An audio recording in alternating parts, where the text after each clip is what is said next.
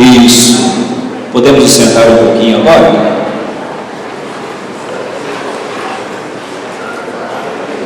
Então, como todo ano, no dia 15, nós realizamos o nosso encontro diocesano de formação para a campanha da criação. Então, esse é o tema que vai tratar um pouquinho, ou muito, toda essa questão ambiental, para que a gente também tenha um caminho de conversão em relação à questão ambiental. Quem vai fazer a formação para nós vão ser três pessoas: o Maurício, o seu Reinaldo e o Sanches. Cadê o Sanches? Está por aí também. Cadê o Sanches? Aqui, isso, o Sanches. E nós temos aqui dentro dessa pasta um pouquinho de programa de como que vai ser a nossa tarde. Nós temos aí uma oração, vai ser feita a oração daqui a pouquinho, e uma apostila com a programação do encontro. Nós temos agora, das 14 horas às 14h30, a acolhida, a abertura e oração inicial. Depois, o Rafael, o diácono Rafael, vai conduzir a oração para nós. O Dom Salvador, nosso bispo, vai fazer a abertura para nós também. Depois, às 14h30 até às 15h30, nós teremos a primeira exposição, né? Às 15h30, às 15h50, o intervalo. E das 15h50 às 16h, ou melhor, 15h50 às 16h50, uma outra exposição sobre o julgar e o agir, o nosso caminhar nessa formação. Depois, das 16h50 às 17h20, nós teremos um trabalho em grupo, por foranias, onde nós vamos indicar o coordenador da forania para a campanha e o coordenador paroquial para a campanha da fraternidade do ano que vem. Voltamos, apresentamos esse resultado, encerramos e vamos para a catedral, onde nós iremos jantar às 18 horas, porque às 19h30 nós temos a celebração da Santa Missa com o encerramento do ano jubilar esse ano, né?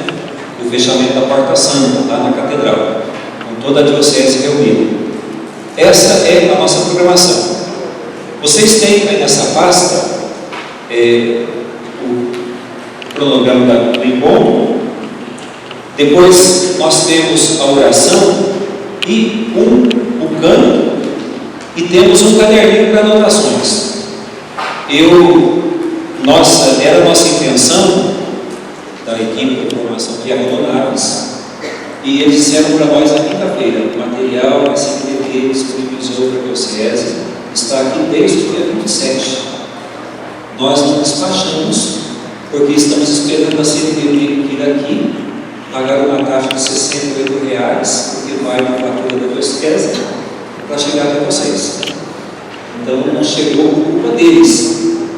Aí eles pediram desculpas, disseram que iriam lá na quinta-feira para agilizar isso, mas sexta-feira já está caindo. Ontem e hoje é feriado. Então eu creio que esse material vai chegar, infelizmente, amanhã ou quarta-feira. Mas a gente já vai separar todo esse material para as paróquias agora, até o final do mês. E já vai para as paróquias manuais, pelo menos os participantes daqui, e depois os cartazes, os CDs. Um tema decisivo para as nossas vidas e um tema que toca diretamente a teologia da criação e ao pontificado do Papa Francisco, que é justamente esse tema do cuidado da nossa casa comum. E o slide que eu escolhi para a abertura, inclusive, traz no centro a cruz de São Damião. Eu não sei se vocês vão enxergar esse pontinho vermelho aqui, mas é fato que vem aqui no meio do slide a cruz de São Damião. A cruz que, com muita sensibilidade, o nosso bispo Dom Salvador escolheu, inclusive, para estar na nossa catedral. E essa é a cruz diante da qual São Francisco contemplou a sua vida, né? Foi um momento de contemplou a sua história, um momento porque passava a Itália, naquele período, né, do século XII, XIII, né, século XII, e foi a partir dessa sua contemplação, dessa mística vida, uma decisão que repercute, inclusive, no pontificado do Papa Francisco, no momento em que ele, ao ser eleito bispo de Roma, ele mesmo escreve isso na Laudato Si, sobre a qual nós vamos falar também ao longo desse trabalho, né, dessa nossa apresentação. Na Laudato Si ele vai dizer que há uma razão ecológica também para a escolha do nome Francisco, de ser Papa Francisco. Dito isso, então vamos seguir aqui com a nossa apresentação. O Padre Celso ele já esboçou qual será o nosso programa. Então nós temos o primeiro momento agora, até às 3h30 da tarde, acho que todos sobreviveremos, né? Até às 3h30 da tarde, né? E ali, às 3h30, nós teremos um momento de intervalo. Mas nesse primeiro momento, eu gostaria de retomar com vocês um pouco da história, um brevíssimo histórico da campanha da fraternidade, e aí nós vamos nos deter na primeira parte do texto base, que é aquela do ver. Como tantos outros documentos da Igreja, a metodologia utilizada, desde pelo menos o Papa João XXIII, com a Mater et Magistra, a metodologia utilizada é ver, julgar e agir. Nós vamos encontrar isso muito evidente, né? Está muito evidente no texto base, essa metodologia, e o nosso primeiro movimento, então, será exatamente esse, do ver. Na página 19 do texto base, vocês terão acesso oportunamente, já é possível, então, termos o seguinte: que a campanha da fraternidade quer ajudar a construir uma cultura de fraternidade, apontando os princípios de justiça, denunciando ameaças e violações da dignidade dos direitos, abrindo caminhos de solidariedade. A vida fraterna é a síntese ali no final de 1961. Em 1962, ocorreu a primeira campanha da fraternidade, mas localizada na Diocese de Natal, no Rio Grande do Norte. Ali, naquele momento, mais 3 dioceses próximas também se uniram para realizar essa campanha. E em 1963, 18 dioceses do Nordeste, 16 a 18 dioceses, 16 dioceses do Nordeste se organizaram para isso. E em 1964, essa campanha se tornou nacional. E o próprio texto base aponta para uma razão dessa campanha ter se tornado nacional. Foi o primeiro gesto concreto, e a campanha nasceu como um gesto concreto, do episcopado brasileiro diante do Concílio Vaticano II. Será a oportunidade naquele momento. O Concílio Vaticano II começou em 1962, foi interrompido em 63, com a morte de João XXIII, houve um conclave que elegeu o Papa Paulo VI e prosseguiu até 1965. A campanha da fraternidade surge justamente durante essa fase final do Concílio Vaticano II e como uma resposta concreta do episcopado brasileiro a todas aquelas deliberações, aquelas decisões que o Concílio Vaticano propunha, que era da abertura da Igreja para o mundo. Por favor.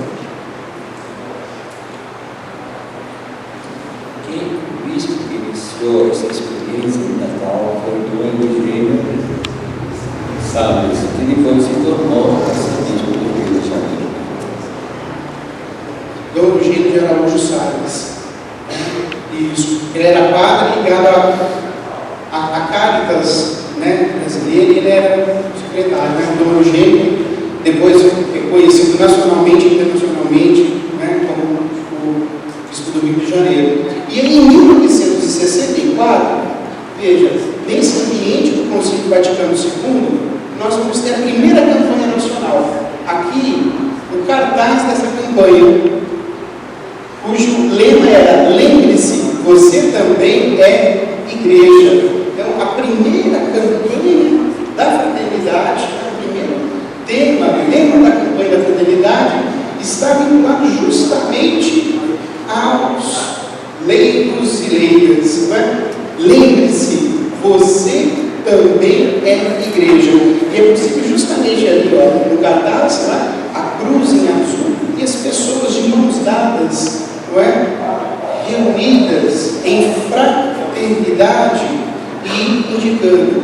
E veja, isso aqui também já é um desdobramento, uma consequência do Concílio Vaticano II, que na Constituição Lumen Gentium, que fala sobre a Igreja como o povo de Deus, vai dedicar um capítulo aos leigos e leigas, os Inclusive, este ano, tenho observado aqui que muitos irmãos participaram com a gente daquela formação sobre o documento 105 da CNBB, que fala justamente dos cristãos leigos e leigas como sujeitos eclesiais.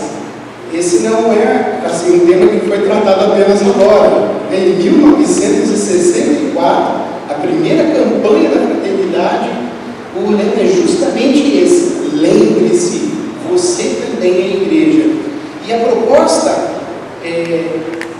dessa primeira campanha era justamente fazer com que os cristãos eles se reconhecessem igreja nos lugares em que estão no mundo e que ali hajam e agissem e hajam para a construção da cultura da fraternidade.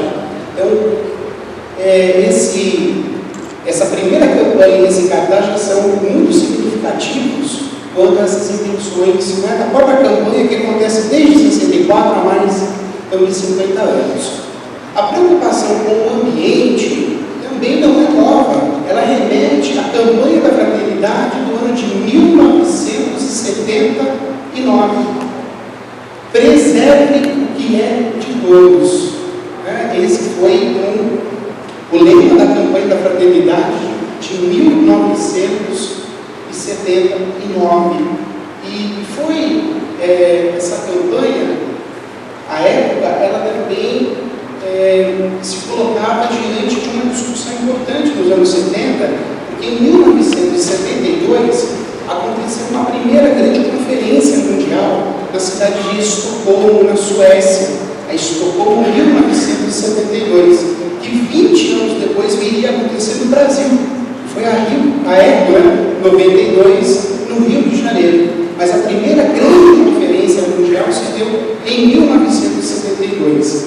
Naquela ocasião, o governo, eu sei que o Reinaldo ele vai desenvolver um pouco mais as reflexões a respeito da Laudato Si na parte do julgar, mas eu gostaria aqui, me permita, Reinaldo, tomar aqui com vocês o número 10 da Laudato Si, em que o Papa Francisco escreve: não quero prosseguir esta encíclica sem invocar um modelo belo e motivador.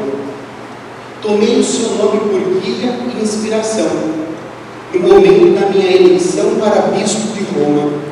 Acho que Francisco é o exemplo por excelência do cuidado pelo que é frágil e por uma ecologia integral, vivida com alegria e autenticidade. É o santo padroeiro de todos os que estudam e trabalham no campo da ecologia, amado também por muitos que não são cristãos. Manifestou uma atenção particular pela criação de Deus e pelos mais pobres e abandonados.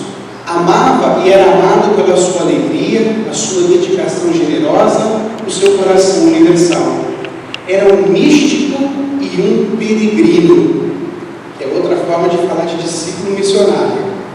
Era um místico e um peregrino, que vivia com simplicidade em uma maravilhosa harmonia com Deus, com os outros, com a natureza e consigo mesmo. Nele se nota até que ponto são inseparáveis, e aí vem a proposta de ecologia integral. Nota-se até que ponto são inseparáveis a preocupação pela natureza, a justiça para com os pobres, o empenhamento na sociedade e a paz interior. Aqui eu acabei deixando em negrito algumas passagens que são importantes, desse número 10 da encíclica, mas entre essas passagens, nesse momento eu gostaria de destacar essa que diz respeito ao fato de que Francisco, como esse exemplo do homem da ecologia, do santo da ecologia integral, ele é amado também por muitos que não são cristãos. Quando a campanha da fraternidade, ela propõe justamente construir uma cultura da fraternidade, e eu poderia colocar da unidade, mas construir essa cultura da fraternidade e da unidade é justamente porque essa campanha ela vai diretamente ao encontro da proposta também do Papa de uma igreja em saída.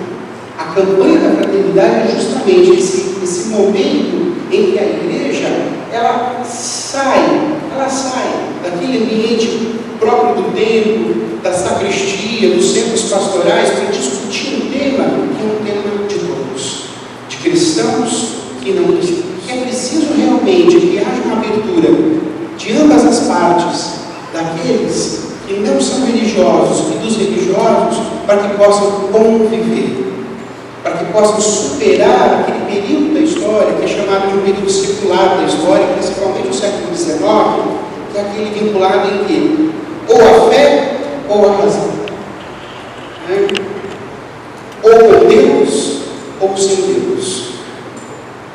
A proposta do próprio Ratzinger de pós-secular é que é preciso viver num ambiente em que, sim, é preciso e é fundamental para a humanidade que fé e razão estejam juntas, que crentes e não crentes estejam juntos. Só assim, inclusive vai continuar o próprio Ratzinger, só assim é possível que a humanidade possa superar, né, tantas tragédias que tem vivenciado, inclusive que ela possa avançar em termos de pensamento e de raciocínio. Há um livro, caso vocês tenham interesse, que se chama Dialética da Secularização, e que é justamente um livro do Jürgen Habermas com Joseph Ratzinger, com o nosso Papa Emérito Bento XVI. Por que eu trouxe esse trecho aqui? Não é aula de filosofia, eu sei disso, mas eu trouxe esse trecho aqui para contar essa questão da abertura. A campanha da fraternidade, ela, mais do que nunca, pode nos propiciar aquilo que o Papa Francisco nos pede, uma igreja em saída. Uma igreja em saída. E quando, nesse item 10, uma vez mais, ele fala que Francisco é um exemplo, inclusive, para aqueles que não são cristãos, ele está enfatizando o sentido humano dessas ações. É preciso, então, valorizarmos também esse aspecto. Em um trecho também da Laudato Si, nós podemos ler: quando falamos de meio ambiente, fazemos referência também a uma particular relação, a relação entre a natureza e a sociedade que a habita. Isso impede-nos de considerar a natureza como algo separado de nós, ou como uma mera moldura da nossa vida. Estamos incluídos nela, somos parte dela e compenetramos.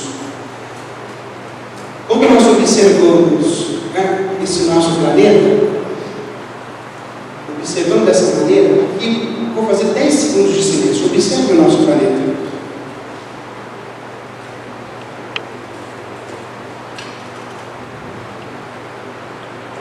Nós podemos até identificar ali alguns contornos, como por exemplo aqueles contornos tão decisivos para o Brasil. Isso. Nós conseguimos ali identificar os contornos do nosso continente, do nosso país. Mas, meu Padre Alexandre, nós, ao olharmos assim, nós não vemos ali onde está a terra dos negros, dos brancos, dos índios, ou onde fica os Estados Unidos, cadê as divisórias? Onde estão as fronteiras? Olhando dessa maneira, não há fronteiras. Olhando desse modo, não há o que nos divide. É isso, porque essa é a nossa casa comum. A terra é a nossa casa comum.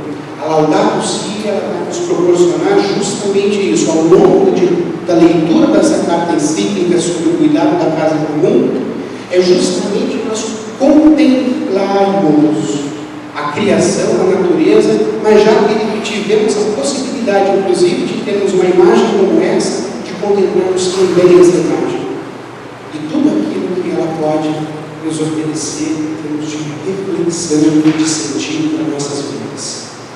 E passamos então exatamente para ver os biomas brasileiros e o bioma Mata Atlântica.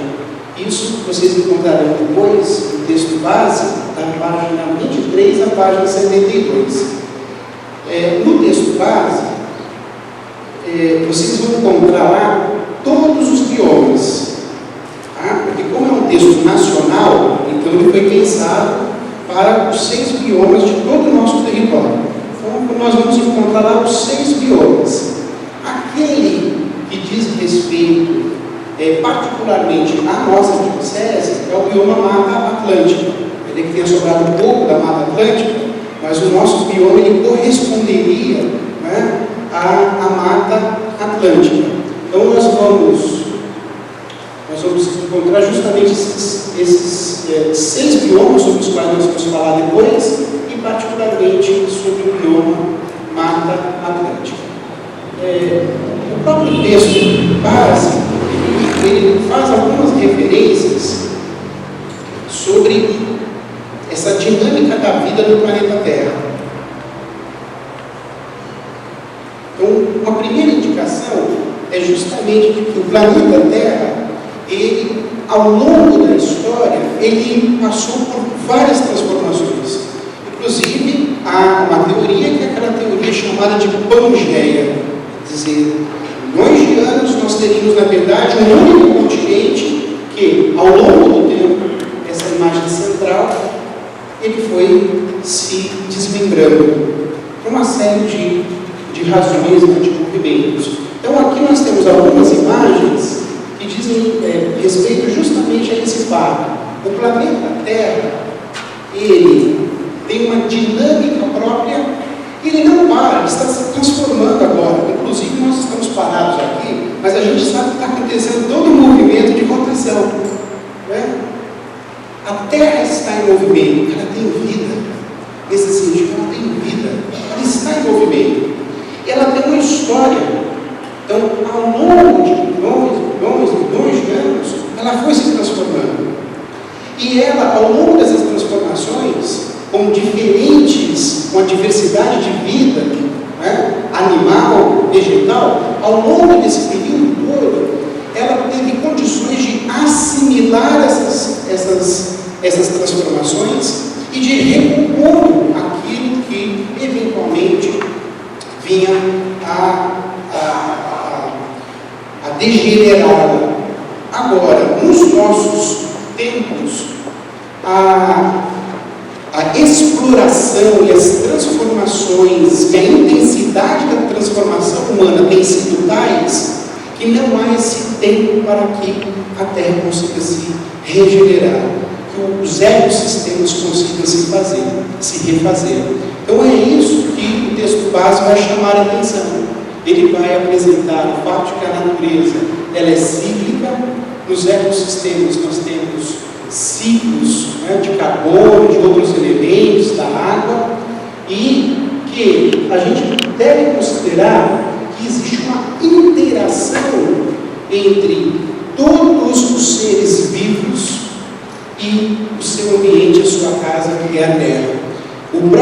Em algum momento a gente pode encontrar essa referência que é de que a água de nossas células, que escorre em nossas lágrimas, já esteve no oceano, já foi rio, nuvem, já saciou o mamute, já regou o canteiro. Por conta dessa última imagem que a gente observa aqui, é do chamado ciclo dinâmico da água.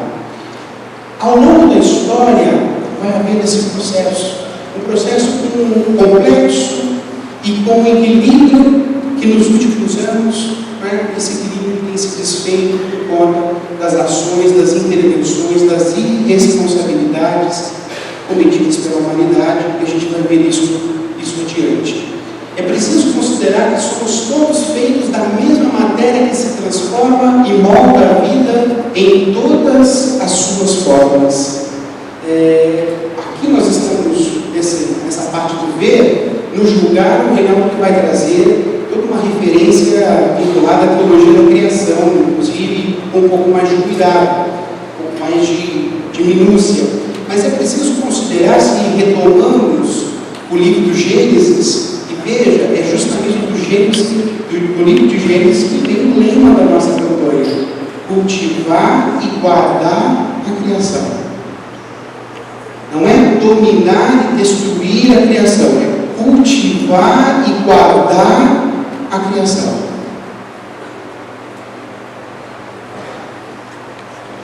Nós fomos criados justamente no mesmo processo de criação do mundo. Se nós retomarmos o relato de Gênesis, não é isso que vai acontecendo? Nós temos um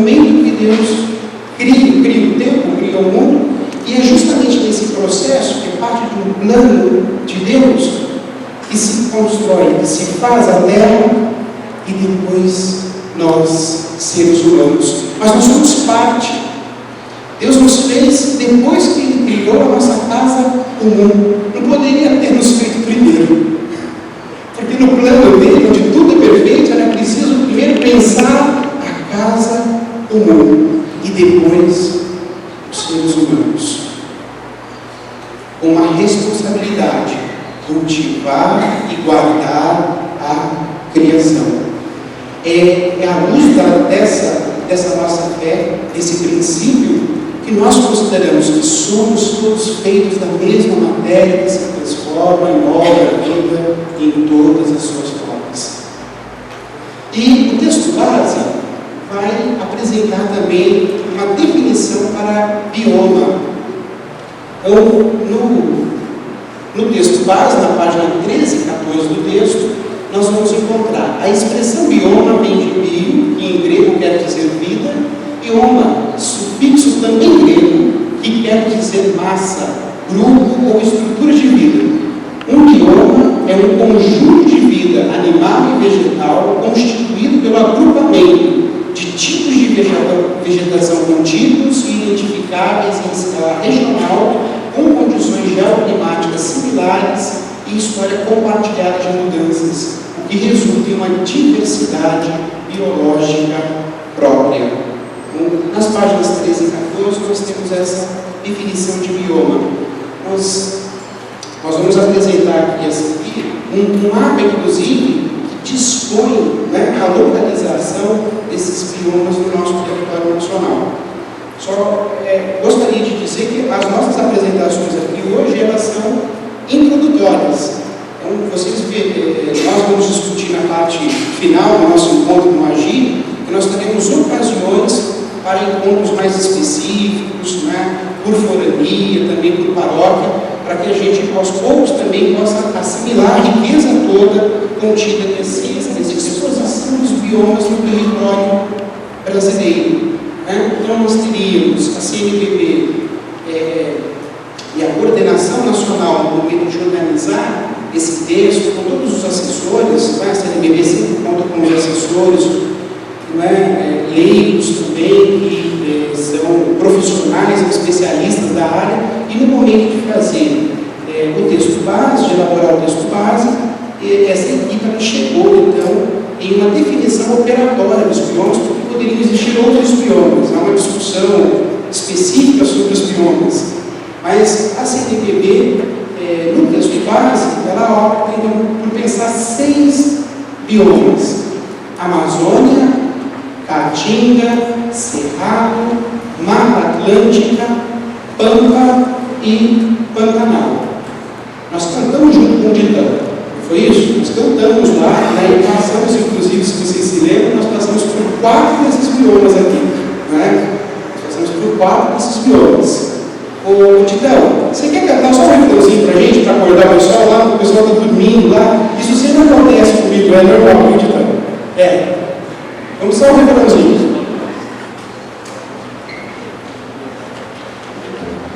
Então, o refrão. Amazônia, até as plantas, cerradas, florestais, o cantinho nosso canto, pela vida, pela paz, chega a ti o nosso canto, pela vida, pela paz.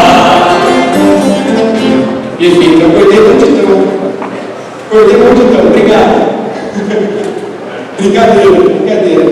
Então veja só, né? Da Amazônia até os Pampas, do Cerrado aos manguezais. Né? E os manguezais até fazem referência à nossa Mata Atlântica também. Né?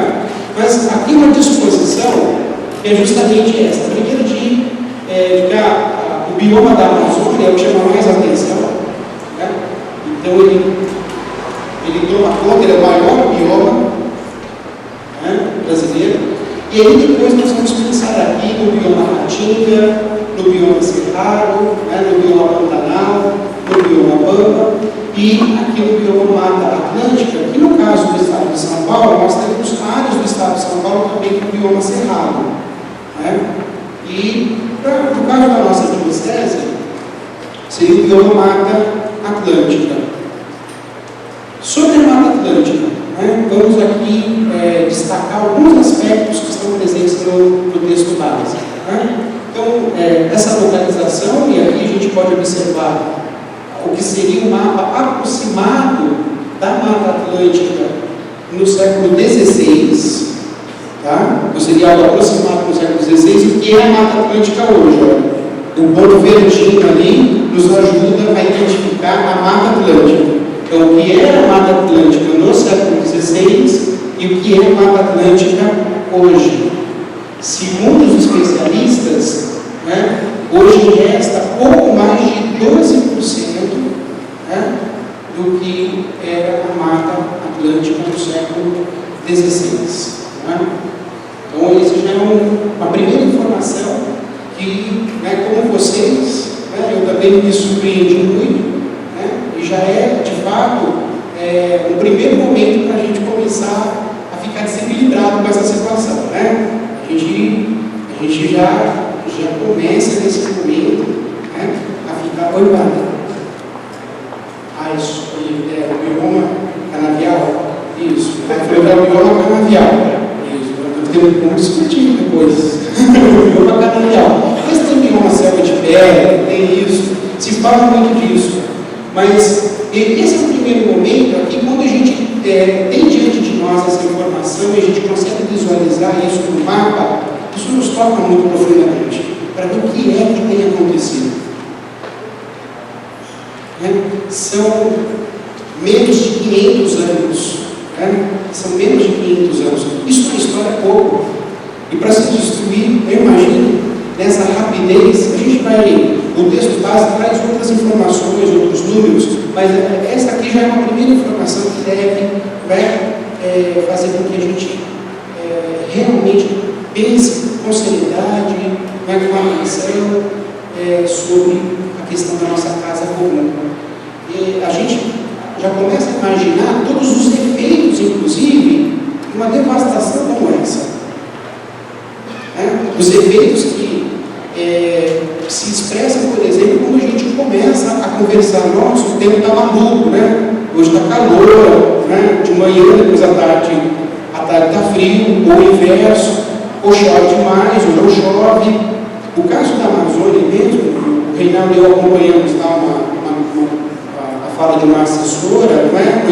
Ingrid mesmo, né? Que é especialista, e ela falava, por exemplo, que o caso da Amazônia é um caso muito sério, né? Tem muitos vídeos na Amazônia, etc., mas tem um caso que é o que eles falam de rios aéreos. A Amazônia, ela tem, né, justamente essa capacidade de criar aquilo que é chamado de um rio aéreo. E essa unidade criada por esses rios aéreos, pela Amazônia, é que vai favorecer chuvas, por exemplo, em São Paulo. Ou não, ou as secas. Então, a devastação e a destruição, né, dessas áreas, elas têm impacto. Sem falar em todo um outro aspecto que essa especialista diz, é o seguinte: nós nos preocupamos, às vezes, com a devastação, com as áreas, com aquilo que é grande, né, que é estrondoso, mas nós nos esquecemos de toda aquela diversidade, ou aquela biodiversidade de seres minúsculos, pequenos, dos fungos. Tudo foi criado com uma finalidade. Deus criou, né, o verme, o fungo, tudo com uma finalidade. Então, nós pensamos muito também na questão da devastação, da falta de árvores, assoreamento, etc., mas tem toda uma biodiversidade, né, que desaparece e que nós também não percebemos. Seguindo aqui com a nossa apresentação, a Mata Atlântica é uma das mais importantes florestas tropicais do mundo, apresentando uma rica biodiversidade. E é justamente essa variedade, essa biodiversidade que é vista pelas empresas ou por outros países como algo a ser explorado. Não é para ser contemplado, não é para ser utilizado, né, com o fim de sobrevivência da comunidade, mas aí, na verdade, vai ser transformado em produto. Aquilo deve ser explorado ao máximo para ser transformado em mercadoria. E, às vezes, essa exploração, esses produtos, eles não serão utilizados justamente para atender ou para beneficiar as pessoas que estão ali, naquele bioma. Uma outra preocupação da campanha, e isso está presente também no texto do Papa Francisco, quando se fala da ecologia integral, é que enfatizamos muitas vezes o ambiente, e esquecemos das pessoas que estão naquele ambiente. Porque ecologia integral é quando se fala de biomas brasileiros e defesa da vida. Quando se fala da defesa da vida, é de toda a vida naquele bioma ou naquele ecossistema, inclusive humana, a vida humana, a vida dos ribeirinhos, dos pescadores, das comunidades quilombolas, das comunidades dos territórios, dos territórios indígenas, da diversidade étnica que nós temos. Então, essas pessoas que têm uma ligação afetiva, inclusive, com esses lugares, uma ligação afetiva com esses ecossistemas, com esses biomas, essas pessoas elas não podem ser desconsideradas, porque há um movimento mundial, inclusive, é quase moda falar de meio ambiente, ser ambientalista ou ativista, mas é como se fosse apenas o ambiente pelo ambiente, sem considerar quem eles residem, quem eles estão. Hoje restam, então, entre 8,5% a 12,5% de remanescentes florestais localizados em áreas protegidas de unidades de conservação da Mata Atlântica, e ela foi decretada pela Constituição Federal de 88 como reserva da biosfera pela Unesco do Patrimônio Nacional, pela Constituição de 1988. Aqui, as características da Mata Atlântica, pensando nessa sua diversidade, ela é constituída por florestas de altitude, florestas de costas, manguezais, textinas, florestas de araucárias, campos de altitude. E em termos da sua diversidade de espécies, nós temos aqui essa informação de 20 mil espécies de plantas, sendo 8 mil endêmicas, que existem somente nessa região, 270 espécies conhecidas de mamíferos, 992 de aves, 197 de répteis, 372 espécies de anfíbios e 350 de peixes. A Carta de 1988, a nossa Constituição Federal de 1988, no seu artigo 186, considera a utilização adequada dos recursos naturais disponíveis e a preservação do meio ambiente um dos requisitos para o cumprimento da função social da propriedade rural, que a gente vai ver antigamente que não tem sido respeitado, e aí tem ações, tem Ministério Público, etc. E a gente vai falar um pouco sobre isso também no nosso agir. Aqui há uma lei, a chamada Lei da Mata Atlântica, que é a Lei 11.428 do ano de 2006, onde o seu artigo 6º, parágrafo 1º, considera na proteção e na utilização do bioma Mata Atlântica serão observados os princípios da função socioambiental da propriedade, também já foi considerado na Constituição, mas precisa ser constituído novos estatutos e leis. É como a gente vai pensando, não é só regulamentar, mas estatuto da criança, estatuto do idoso, esses estatutos eles também vão surgindo, não só para regulamentar, mas é que é preciso reforçar aquele direito ou aquela lei que não vem sendo cumprida. Esses estatutos todos, infelizmente, também indicam o descumprimento daquilo que já estava previsto na Constituição. A Lei da Mata Atlântica estabelece que a proteção e a utilização desse bioma tem por objetivo geral o desenvolvimento sustentável e por objetivos específicos a salvaguarda da biodiversidade, da saúde humana, dos valores paisagísticos, estéticos e turísticos, do regime hídrico e da estabilidade, que a Mata Atlântica ela seja preservada, respeitada e também aquelas pessoas que residem nesses espaços. Mas, por volta de aqui, eu sei que isso infelizmente se torna comum, mas a nossa preocupação da campanha da fraternidade é justamente direcionar o nosso olhar para o cumprimento dessa legislação também. Uma das formas do agir, inclusive, poderia ser justamente criar uma possibilidade de conversar melhor e conhecer melhor e aprofundar, inclusive, os nossos conhecimentos a respeito dessa legislação e, por que não, de acompanhar se isso vem sendo cumprido em nosso município. Alguns municípios, inclusive, aproveitaram um movimento que transformou o dia 27 de maio no Dia Nacional da Mata Atlântica. Então, alguns municípios têm o Dia Municipal da Mata Atlântica. E 27 de maio, isso foi até colocado aí nos documentos que vocês têm na pasta, 27 de maio é uma referência ao dia em que o José de Anchieta escreve uma carta registrando esse bioma. É uma referência no texto do teatro José de Anchieta, em uma de suas cartas sobre a Mata Atlântica. Então, o dia 27 de maio, o Dia Nacional da Mata Atlântica, por conta dessa legislação, mas como uma referência também a essa missiva, a essa carta do padre Anchieta. Agora, alguns elementos que levaram a essa determinação da Mata Atlântica. Um deles, a expansão imobiliária para a segunda residência. Então, a gente observa aqui essa vegetação, e aí alguém já tem a sua residência na cidade, etc., mas por alguma razão ele quer ter uma outra casa, onde passar alguns finais de semana, alguns dias do ano, então aí ele começa a construir. Olha lá. Então, tivemos a primeira imagem, olha a segunda. E aí depois ele constrói mais um pouco e mais um pouco. Tchau, Mata Atlântica. Uma pessoa faz isso, 10 pessoas, 100 pessoas, 1000 pessoas, 1 milhão de pessoas.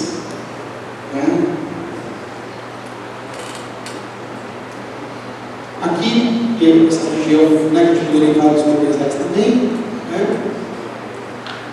nas praias nós vamos ver também muito isso,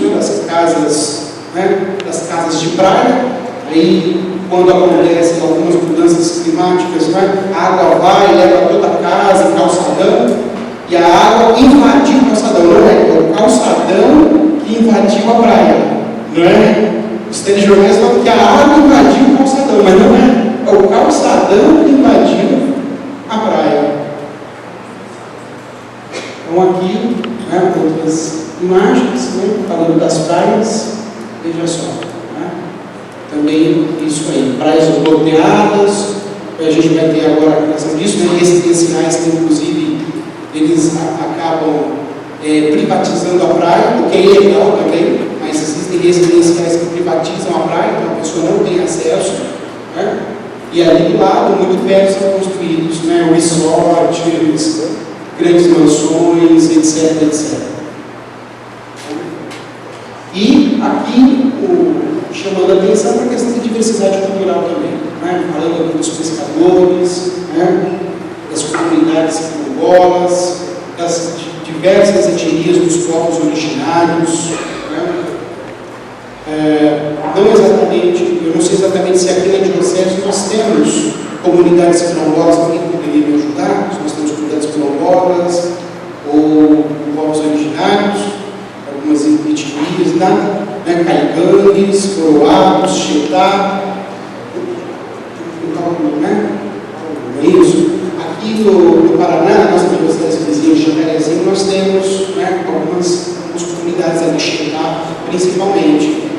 Então, essa diversidade cultural. Aliás, às vezes, a fala também sobre desenvolvimento sustentável e diversidade cultural tem ocultado uma discussão que não pode ser perdida de vista, que é justamente da desigualdade social, da injustiça social. Falou-se durante um bom tempo, era isso que se falava, se falava da desigualdade socioeconômica, mas hoje se fala de diversidade cultural. Quem é pobre, quem é injustiçado, quem é marginalizado, né? Ele é marginalizado porque é a cultura dele, como se não fosse o efeito de uma injustiça social. Então, noções como diversidade cultural, às vezes, têm ocultado justamente uma realidade que ainda continua perversa, que é a realidade da injustiça social, que é a realidade da pobreza e da miséria. Ser injustiçado, estar numa condição de vulnerabilidade, marginalizado, não é cultural. É questão de injustiça social. Ecologia integral vai propor justamente um olhar para o ambiente, porque, uma vez mais, tem ações ambientalistas que focam no ambiente, mas esquecem das pessoas. Então, é olhar para o ambiente, mas com essa atenção integral para a pessoa.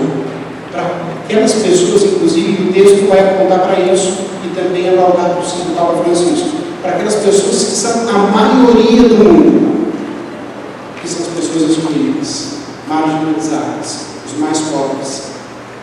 Agora, não é só olhar dessa maneira, porque nós teríamos então uma ONG, tem muitas ONGs aí, inclusive, mas é olhar também para tudo isso com um olhar contemplativo, com espiritualidade. É olhar dessa maneira, que está aí e tem que estar aí a grande marca distintiva dos cristãos.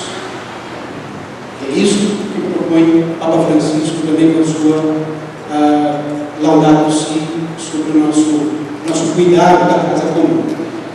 O texto vai considerar, o texto básico, ele vai considerar que nós poderíamos dizer que hoje a relação que as sociedades mantêm com o ambiente está pautada por um modelo, também chamado de paradigma, um modelo moderno, caracterizado por crescimento econômico, por sucesso financeiro, capacidade de consumo e individualismo.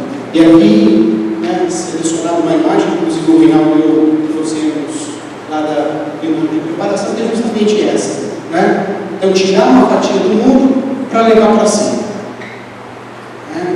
De uma maneira irresponsável, sem considerar o próprio futuro ou o futuro da humanidade ou as condições do nosso planeta. E aí, essa relação homem-natureza envolve, então, as atividades humanas e seus impactos ambientais, locais, regionais e globais. A campanha da fraternidade nos propõe, inclusive, fazer esse exercício do local para o global, do global para o local, considerando que os problemas, se é casa comum, se nós não cuidamos do local ou do regional, isso vai ter impacto no global. A casa é comum. É preciso, então, essa reflexão justamente ficar do local ao global, do global ao local, considerando a capacidade de suporte do planeta Terra, que os especialistas consideram que essa capacidade, ela já está no seu limite. Nós temos uma projeção, que em 2050 a Terra já não suporte mais esse ritmo de crescimento econômico, de consumo. Nós temos seríssimos problemas, e é um problema muito sério para os gestores, inclusive, que é o lixo. É sempre um problema enorme, porque as cidades também estão crescendo, não é isso? Você que é especialista, você que sabe disso, não é verdade? É um problema seríssimo, e não é só dos gestores, é um modelo de consumo, um modelo de uso disso. Então, como você quer falar, você quer complementar isso? O problema do saneamento básico, do esgoto, é isso mesmo. Então, quer dizer, está aí, é um problema. E as prefeituras, se a gente começa a acompanhar um pouco, as prefeituras estão tendo problemas enormes em lidar com os efeitos desse modelo econômico, desse modelo de relação humanidade-natureza. Escassez de recursos, contaminação ambiental em ritmo superior à capacidade de reciclagem do ecossistema. Tenho 3 minutos, não para? 3 minutos. Você vai ficar me devendo 2. Olha só, para a gente encerrar agora, você sobreviveu, hein? O Ale morreu de tédio, Dano morreu de tédio, não é? Mas olha só, quero que vocês 10 segundinhos para vocês observarem essa imagem. Olha que legal. Compras, nós estamos chegando no final do ano, né? As campanhas publicitárias do Natal já começaram, mas olha lá para a imagem. Olha.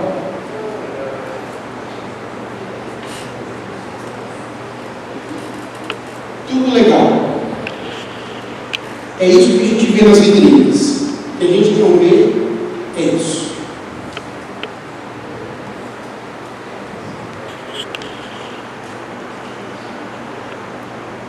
A campanha da fraternidade nos propõe, junto com um período intensivo que é da Quaresma, uma conversão, uma mudança. E a mudança aqui é justamente desse paradigma, desse modelo da nossa relação com o ambiente. Nós precisamos aprender diferente, né? Porque nós podemos aprender tudo, nós temos a capacidade de aprender tudo, né? Nós precisamos aprender a fazer diferente, a se relacionar diferente com o nosso ambiente, com a nossa casa comum. Muito obrigado pela atenção de vocês, desculpa o tédio, né? Espero que essas considerações sejam úteis. Obrigado.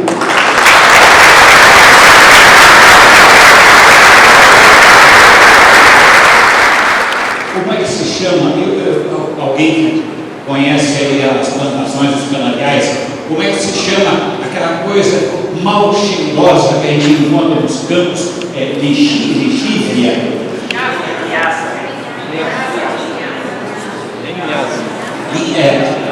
Perfeito. É uma coisa que é um subproduto que nós temos que tolerar da produção da cana, do álcool, do açúcar, porque precisamos daquele produto acabado, límpido, que sai das bombas de gasolina, ou aquele açúcar marinho que nós colocamos no nosso café. Na sociedade de hoje, a pobreza, são aqueles que menos sentem os efeitos dessa coisa desmedida que está acontecendo no mundo dos dias de hoje. Ao longo daquilo que o Maurício disse, às vezes eu ficava preocupado pelo horário, pelo calor, pela temperatura, que vocês dormissem, né?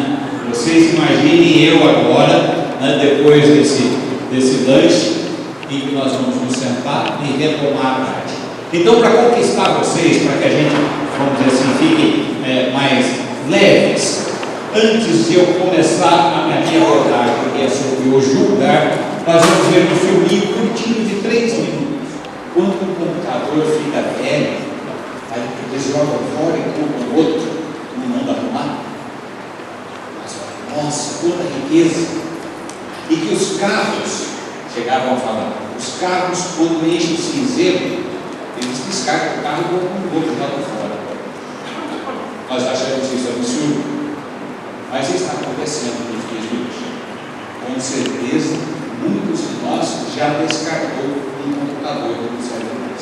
Um 286, um 386, um computadorzinho velhinho, que não serve para mais nada.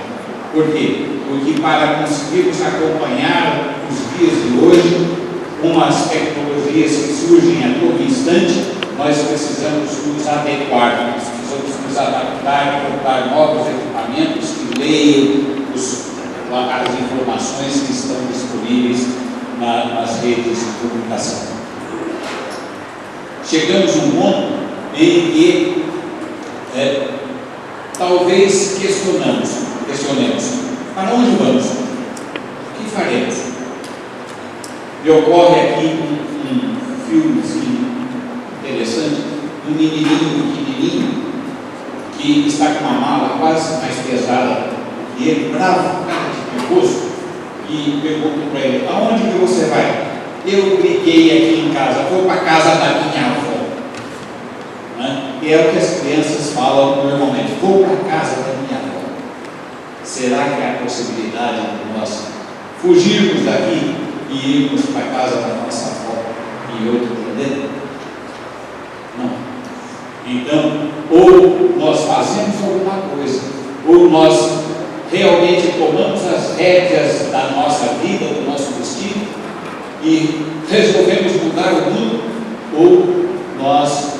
podemos ser aqueles eternos coitadinhos que se conformam com tudo e dizem: o mundo é assim mesmo, nada posso fazer. Com vista a isso, nós vamos à nossa campanha da fraternidade. Peço desculpas para vocês se repetir alguma coisa daquilo que o Maurício já disse, porque nós não combinamos, né? Ele pegou uma parte, eu peguei outra, ele aqui em Ourinhos, eu lá em Piraju, e nós estamos nos vendo hoje. Então, eu comecei a preparar o julgar com essa carta do Papa Laudato Si, que nos foi dada em 2015. Em seguida, a Laudato Si, 2016, nós tivemos a campanha ecumênica, que é essa que nós estamos vivendo agora, Casa Comum, nossa responsabilidade. E na esteira dela, a campanha da Fraternidade 2017, Fraternidade de Homens Brasileiros e Defesa da Vida. Se nós formos buscar mais atrás, nós veremos muitos outros documentos da Igreja. Especificamente, me lembro de um que nós já abordamos aqui há alguns anos, a Rerum Novarum, das coisas novas. Em 1891, final do século XIX, o Papa Leão XIII nos dava esse documento em vista de uma necessidade que ele via urgente ao planeta. Que necessidade era essa que Leão XIII tinha lá no final do século XIX? Ele percebia, como toda sorte a Igreja percebia, as dificuldades de relacionamento entre as pessoas a partir da Revolução Industrial. Quando construir o primeiro tear, a primeira máquina que começou a produzir alguma coisa sozinha, então nós podemos dizer que aí o mundo começou uma transformação drástica que vem se avolumando a cada ano com um ritmo crescendo cada vez mais acelerado. Tamanha foi a importância desse documento de Leão XIII, que ele inaugura a doutrina social da Igreja. Nós podemos dizer, Rerum Novarum, final do século XIX, inaugura a doutrina social da Igreja. Momento em que a nossa Igreja, e aí quando a gente diz a nossa Igreja, nós falamos do nosso representante maior, nós falamos do nosso Papa, o momento em que eles deixam de escrever unicamente sobre assuntos referentes à fé, à doutrina, à vivência cristã, à vivência religiosa, e eles se atêm, se dão conta do que acontece fora do mundo. E a Rerum Novarum, então, é uma carta, um documento que o Papa dá para que toda a humanidade começasse a refletir. Então, foi um documento da doutrina social da Igreja, inaugurada. De tal monta, de tal importância foi essa carta, que 40 anos depois nós encontramos um outro documento fazendo memória a Rerum Novarum. Já era o Papa Pio XI, né, e ele escreve 49. Mais 40 anos e novamente nós temos um outro documento, 80ª Adveniens, né, fazendo referência à Rerum Novarum. Lá no começo, no final do século XIX, o Papa olha a Revolução Industrial e as transformações do mundo e começa a sentir uma preocupação que ele precisava partilhar com os demais cristãos, com as demais pessoas, e lança esse documento. 1931, então, o documento de Pio XI, já tínhamos passado por uma primeira grande guerra e se avizinhava uma segunda guerra mundial. Então o documento do Papa nos alertando, vamos dizer assim, que alguma coisa precisava ser feita. 1971, 80º Adveniens, 80 anos depois da carta do Papa, nós vivemos anos terríveis, os anos da Guerra Fria, a cortina de ferro. Era preciso que a Igreja tomasse partido, que a Igreja fizesse alguma coisa. E esse documento vem de encontro a isso. Passam-se mais alguns anos, e não mais 40 e 40, 20 anos depois, centésimos anos. Já o Papa é São João Paulo II. E nessa sua carta, novamente, referência às condições terríveis que a humanidade vivia, já beirando as altas tecnologias, já começa a surgir a internet, os computadores já começam a se espalhar pelo mundo. O mundo vive uma grande rede. Passam-se mais alguns anos e nós temos agora a Laudato Si. Lógico, tivemos outros documentos, outras cartas, mas essas as mais importantes. A Laudato Si, o Papa Francisco nos chama, né, a um cuidado maior com o meio ambiente, um cuidado maior com a casa comum, um cuidado maior com o ser humano. Então, cada vez que, a partir de Leão XIII, a partir desse documento lá de 1891, a partir dessa época, nós percebemos na nossa igreja muito focada, não apenas nos seus próprios problemas internos, não apenas olhando no próprio umbigo, como se diz, mas nós sentimos a igreja preocupada com o mundo. E a preocupação grande que nós vemos nos papas nos dias de hoje, mais à frente nós vamos voltar em Bento XVI, o próprio Papa Francisco, e também o Beato Paulo VI.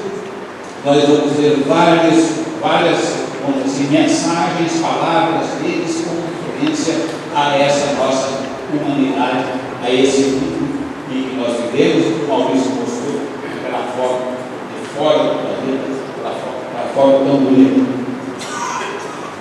Mas, e aqui eu repito, o Maurício, quase que se confundindo com o tempo de campanha da fraternidade, nós tivemos essa carta Mãe Mestra, né? Papa João XXIII, em que ele inaugura dentro da igreja esse método de trabalho do ver, julgar e agir. Interessante que ele fala aí no número 232, ele diz uma coisa muito importante: para levar a realizações concretas os princípios sociais e as diretrizes sociais, passa-se ordinariamente por 3 fases, para levar a realizações concretas. Então, se a gente tem alguma expectativa de se fazer alguma coisa concreta, se a gente quer realmente modificar esse nosso planeta, se nós queremos verdadeiramente mudar alguma coisa, é preciso que nós paremos e pensemos. E é isso que estamos fazendo agora. Parando e pensando nesses 3 momentos: ver, julgar e agir. Maurício nos conduziu brilhantemente no ver. É preciso que nós vejamos, é preciso que nós não só olhemos. Às vezes nós olhamos, mas não vemos. É preciso que nós realmente vejamos. E depois de ver, nós precisamos, depois dessa constatação, nós precisamos julgar. E o julgar significa fazer juízo de alguma coisa. O julgar é estabelecer uma ideia, um pensamento, primeiro pessoal, e depois levá-lo a uma comunidade.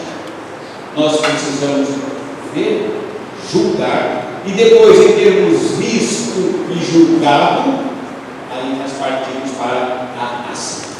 Daí nós vamos agir. Nós vamos agir efetivamente, vamos agir completamente, vamos fazer alguma coisa, vamos fazer diferença.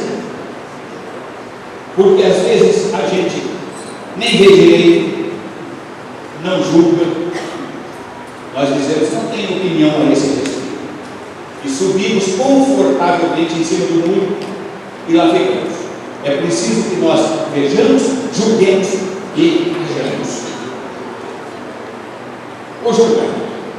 Então vamos a ele.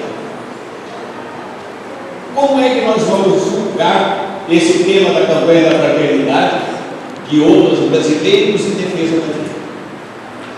vamos nos ater primeiramente ao seguinte: eu dizia para vocês que o Leão 13 inaugura, vamos dizer assim, a doutrina social da igreja. Começa a falar da doutrina social da igreja. Aqui enorme para os papas que sucederam. Nós vamos julgar à luz do quê? Nós temos que julgar, nós temos que pegar um parâmetro. Quando nós dizemos que alguma coisa é certa ou alguma coisa é errada, nós temos dentro de nós um fiel. Nós temos interiormente, todos nós temos um fiel, em que nós nos baseamos para estabelecer o nosso julgamento. Concordo com isso? Não concordo com isso. Isso está certo? Isso está errado? Se às vezes nós ficamos na dúvida quanto ao nosso julgamento pessoal, se concordamos ou discordamos, nós seguimos a lei. Lembram-se Jesus Cristo dizendo: o que diz a lei? Seguimos a lei. Quando nós não temos vamos dizer assim, uma opinião formada da lei, não existe uma legislação que nos conduza, com certeza o melhor julgamento que fazemos é seguirmos a nossa igreja. E se a nossa igreja diz é assim, nós fazemos como a nossa igreja diz. Nós não temos obrigação de permanência na igreja. Nós pertencemos a ela porque queremos. E se queremos pertencer a essa igreja, nós temos que viver e agir de acordo com o que ela nos diz. Então, o julgar desta nossa campanha da fraternidade e outras brasileiras de defesa da vida, nós tínhamos que ter um parâmetro, nós tínhamos que ter por onde. E o próprio versículo bíblico nos dá o parâmetro. O Senhor tomou o homem e colocou no jardim do Éden para cultivá-lo e guardá-lo. Então, o nosso julgar será por aí. Nós vamos pensar, e é esse o objetivo com vocês, que a gente possa refletir alguns minutos sobre os biomas brasileiros à luz da Sagrada Escritura. Como nós faremos isso? Vamos ver passo a passo. A Sagrada Escritura não faz referência à palavra bioma. Em nenhum momento nós encontramos a palavra bioma na Bíblia, como encontramos muitas outras palavras. É verdade. Então ela não faz referência, mas não faz referência direta. Contudo, ela nos dá pistas. Ela ilumina o nosso caminhar, a Bíblia ilumina o nosso caminhar de acordo com o tema em questão. Essa reflexão nós vamos dividir em 3 momentos, buscando apresentar o mundo e as criaturas de acordo com o projeto de Deus. Vejamos que Deus cria o mundo e a cultura judaico-cristã que o mundo foi criado. Algumas religiões nem falam de criação do mundo. Para outros, o mundo sempre existiu. Um raciocínio para isso. Nós, da cultura judaico-cristã, nós temos que o mundo foi criado. E o mundo foi criado por Deus. Deus criou o mundo a partir do quê? No início existia uma harmonia. Essa harmonia original do mundo criado por Deus. Porque Deus criou o mundo, nós sabemos, e temos isso aí desde a nossa primeira catequese. Deus criou o mundo por amor, e essa criação do mundo é apresentada em 2 relatos. O primeiro do Gênesis 1, capítulo 1. No primeiro relato, o Maurício já falou, cada elemento, cada coisa é criada, e era criada numa sequência. Deus não deixou para criar, vamos dizer assim, os pássaros, antes de ter criado a luz, antes de ter separado o firmamento. Então, a cada passo, muito pedagógico, vocês mais daqui a pouco, guardar a criação. Por isso, Deus planta um jardim e coloca o homem ali para o cultivar. vai guardar.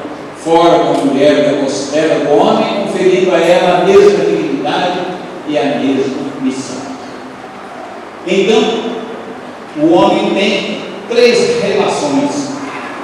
Ele tem uma relação pessoal com Deus, ele tem uma relação com o próximo e ele tem uma relação com a obra criada. São 3 coisas das quais a gente não pode se descuidar: com Deus, com o próximo, com a obra criada. Mas nós vemos mais ou menos isso que eu coloquei. Os homens, uma ligação um pouco mais aparente com Deus, um pouco mais esvanecente com o próximo, e nós estamos perdendo a nossa relação com a obra criada. Nós, como que parece que entendemos que as coisas existem porque elas existem e estão a nosso serviço. Enquanto nós não tivermos essa tríplice relação com Deus, com o próximo e com a obra criada, nós estaremos caminhando rumo ao naufrágio, nós caminhamos junto ao fim. O jardim, diz o livro do Gênesis, não é apenas o local do qual o homem retira o seu alimento. O jardim é mais que um ambiente, é o ponto de encontro do homem com Deus. Eu acho, mas eu fico extasiado, a palavra é essa, quando leio esse relato na Bíblia, em que logo após homem e mulher terem comido o fruto proibido, eles ouvem os passos de Deus, e a palavra diz que eles ouviram o passo de Deus que vinha passear à tarde no jardim. Então, dessa forma, quase isso na Sagrada Escritura. Quem tiver com a Bíblia pode confirmar. Deus vinha se entreter com o homem, Deus vinha passear no jardim, desfrutar da companhia do homem que era seu criador. O jardim bem cuidado, então, é o indicativo de que as 3 relações estão bem. Se eu cuido bem do meu jardim, eu vou ter prazer em receber as pessoas e socializar com as pessoas que venham compactuar comigo da minha alegria de ter o meu jardim bem cuidado. No Japão, me parece, no Japão, o fruto da cerejeira, ela dura muito pouco tempo, é coisa de horas. Então, os japoneses têm o hábito de que quando a sua cerejeira no seu jardim fica florida, eles correm chamar os vizinhos, põem uma mesa de chá e ficam tomando chá e contemplando a beleza do jardim. É isso que nós devemos fazer, pensar no nosso jardim, e o nosso jardim é o planeta Terra. Será que nós estamos cuidando bem? Eu vou passar bem depressa para vocês não ficarem chocados. Essa é uma praia do Rio de Janeiro, uma segunda-feira de manhã. É assim que nós cuidamos do nosso jardim. Que coisa! A ordem de Deus para nós é: enchei a terra e submetei-a. Não significa exploração selvagem da natureza. Nós às vezes pensamos que essa submissão é jugo, essa submissão são grilhões, essa submissão é massacrar o outro. Não, submeter é também cuidar. Na minha casa, os meus filhos, quando eram pequenos, que eram submissos, eu cuidava deles, eu não judiava dos meus filhos. Nos meus ambientes de trabalho, e todos vocês nos seus ambientes de trabalho, tem às vezes pessoas que estão sujeitas a vocês, que são submissas submissas por uma questão de autoridade a vocês, e nem por isso a gente trata mal. Pelo cuidado, trata muito bem, trata com cuidado, trata com desvelo. A Laudato Si explica que cultivar quer dizer lavrar ou trabalhar no terreno, significa proteger, cuidar, preservar, velar. Mas o relato da criação nos impõe os limites. Não é lícito comer o fruto da árvore do conhecimento do bem e do mal,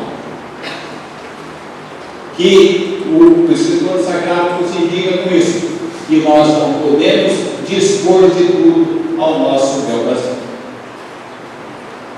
Algumas coisas nós temos liberdade, sempre temos liberdade, mas a nossa liberdade nos diz que algumas coisas não nos são permitidas. Deuteronômio 10,14: ao Senhor pertence a terra e o que ela encerra. É de Deus a terra, é de Deus o mundo, e é o que canta o salmista: o Senhor é eterno.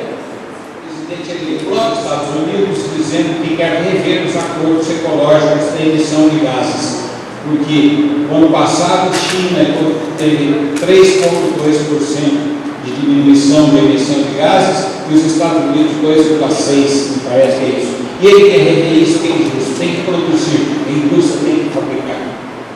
E o mundo vai ficar sem ar cada vez mais. Essa foi a notícia de ontem. A construção do muro entre o México e os Estados Unidos, alguém já disse que vai afetar tremendamente o bioma e os animais daquela região, e vai haver um muro que vai separar os dois países. Então, nós precisamos, além das nossas atividades concretas, ações concretas, nós precisamos de comunicação. A campanha da fraternidade permite contextualizar a Laudato Si e assumir suas propostas em cada comunidade, realizando a questão global com os desafios. 2 referendos são destacados pelo Papa. As criaturas refletem cada qual a seu modo uma centelha de sabedoria e da bondade infinita de Deus. E a interdependência das criaturas é equilíbrio por Deus. E fecho com vocês com esse slide: cuidar. É preciso que nós tenhamos em mente sempre essa palavra, esse verbo e essa ação. É preciso que tenhamos cuidado. É preciso cuidar. E cuidar do que é? Cuidar é ter desvelo. Cuidar é se preocupar com a coisa. Cuidar de trabalho que se opõe. Hoje em dia vivemos uma cultura de trabalho envolvido pelo capital. As teorias de Marx estão ali insidiosamente dentro da nossa cabeça. É preciso que nós tenhamos uma inteligência emocional. Um filósofo disse: penso, logo existo. Mas existe Daniel Goleman que disse: sim, logo existo. Então é preciso que nós tenhamos esse cuidado no sentir. Nós precisamos sentir. A negação do cuidado essencial não é possível mais nos dias de hoje. Nós temos que ter cuidado em tudo. O cuidado em excesso é obsessão. Cuidado em excesso é obsessão. Mas o cuidado em falta é descuido. E nós estamos descuidando da nossa casa comum. Nós estamos descuidando da nossa terra. Lembremos de Jesus Cristo. Lembremos de São Francisco de Assis. Lembremos de Madre Teresa. Louvado seja nosso Senhor Jesus Cristo.